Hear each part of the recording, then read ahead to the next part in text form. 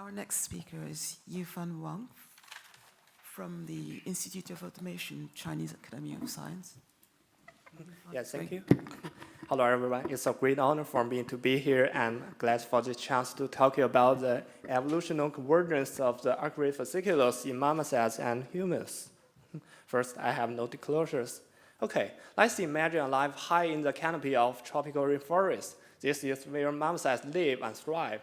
These small monkeys live in tiny family groups and rely heavily on their vocal communications to coordinate their social behaviors and navigate their arboreal environment. Their social world is very complex, and so is their vocalizations.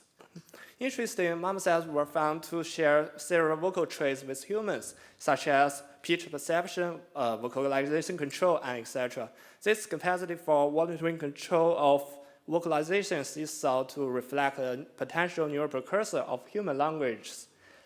In humans, the dorsal and ventral dual stream of architecture of language has been extensively studied, and the dorsal stream, especially the arcuate fasciculus, plays a key role in integrating auditory and motor processes essential for speech.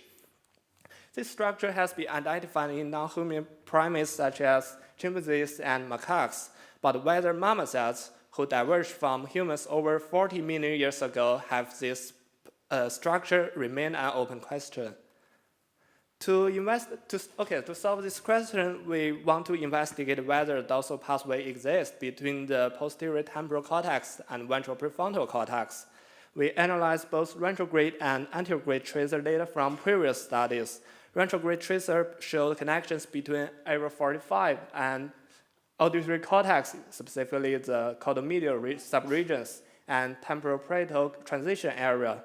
And anterograde tracer data cited in area 45 showed a clear dorsal pathway above the insula and connecting to the same posterior regions. Next, we turn to ultra-high-resolution diffusion MRI to reconstruct these dorsal connections. We cited area 45 and AUCM, also vice versa, and repeated the same for the TBT regions. The tracking results showed a dominant dorsal pathway in both hemispheres in marmosets. Next, we used 1C to target tractography protocols similar to those established for other primates and adapted them for neurospecific neuroanatomy of marmosets and to reconstruct the AF in marmosets. And also, since the AF often overlaps with the supralongitudinal fasciculus in other primates, we also reconstruct all three branches of SIF in marmosets and showed clearly dorsal pathways of each tract, demonstrate that the marmoset AF could be distinguished from the supralongitudinal fasciculus. Next, using high-resolution diffusion MRI data from humans, chimpanzees, and also macaques, we reconstruct the arcuate fasciculus in each species using the same protocols. All four species show generally consistent arch shapes that interconnected the posterior temporal cortex and ventral frontal cortex.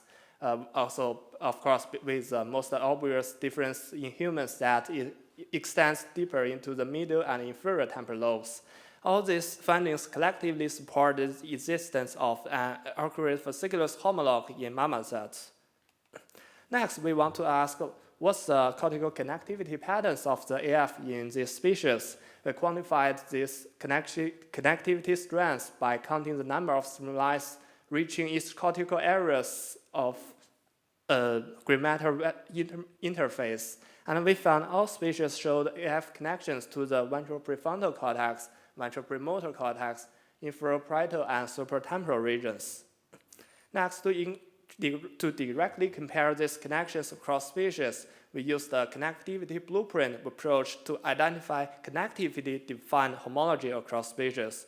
We first reconstruct marmoset major white matter tract consistent with other primates, build the connectivity blueprints, and identify the subregions with the highest similarity of connectivity patterns between humans and non-human primates.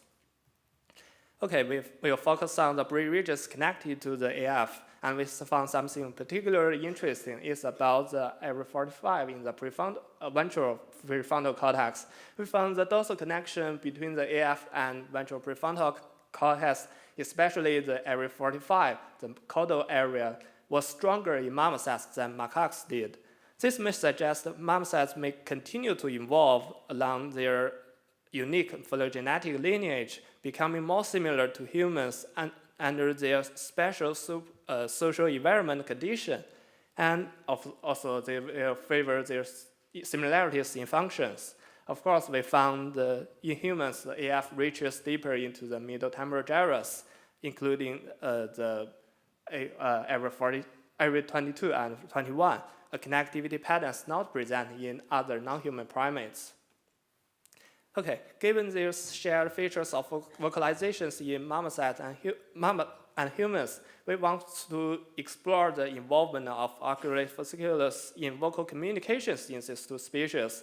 We observed overlaps between AF projections and speech functional activations in the human brain.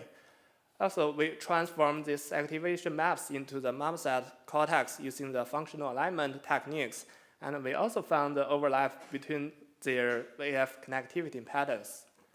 This was supported by the fMRI and electrophysiological experiments on marmoset vocalizations. Next, we want to quantify the similarities of the AF connective patterns across species. We here transform these connections into a common space using the same functional alignment techniques. Next, using a dice coefficients and also a track extension ratio, we found the marmosets had greater overlap with the humans than macaques did. And the track extension ratio of all about 1, indicating that human AF extends its reach during the evolution. Finally, to localize where the AF shows similarity connections across species, we calculated the weighted local correlation maps. Once again, in area 45, we found marmosets showed higher similarities with humans than macaques. Okay, to summarize, for all of you, if you don't get into touch with marmosets before, please take these measures with you, is that there is an arcuate fasciculus homologue in marmoset, and its connectivity with the ventral prefrontal cortex more closely resembles that of humans than macaques did.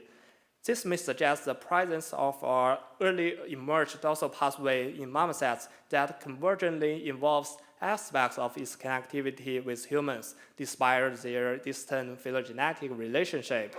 Also, as a bonus, we propose the cross-species comparable and population wet-matter tract atlas for marmosets.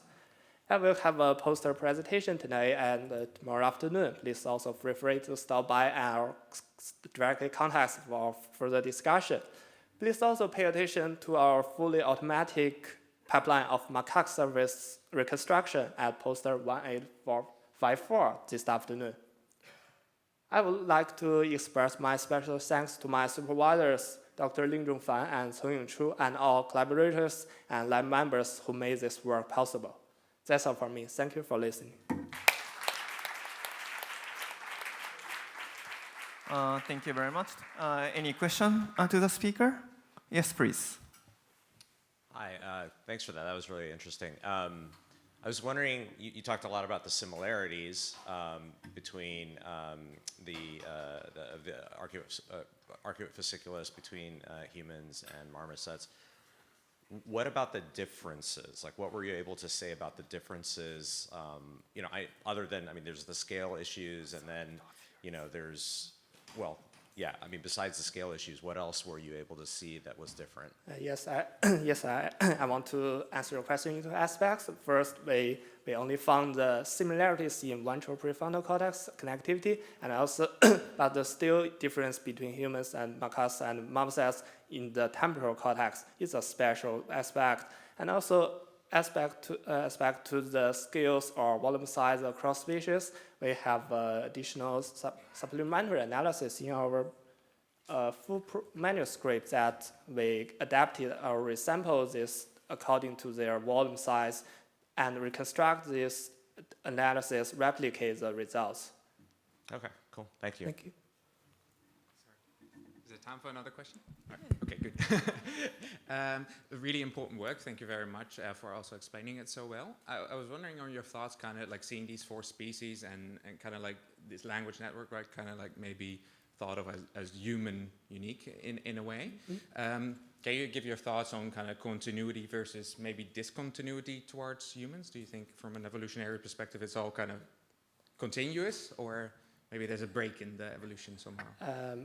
I cannot give you the accurate or correct answer, but I think maybe this will be answered by including more species and more primate using the ex vivo data, especially the primates applied to the divergence from marmosets, maybe the ring-tailed lemur or other or monkeys, to answer your question. Right. Okay. Thanks. Cheers. Yeah. Thank you. Short question, please. Short. Make it Okay, short, then please. I will ask him. Oh, okay. Don't be shy.